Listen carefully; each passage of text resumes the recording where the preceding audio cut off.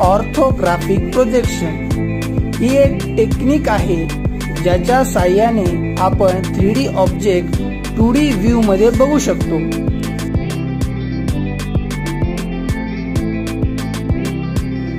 ही एक झोपडी आहे, तिचे आपण 2D व्ह्यूज वेगवेगळ्या प्रकारे बघूया।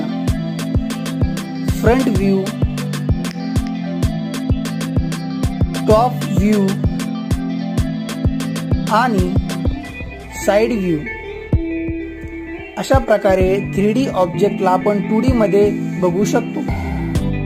जर तुम्हाला लक्षात आला असेल तर या प्रश्नाचे उत्तर लिहून कळवा।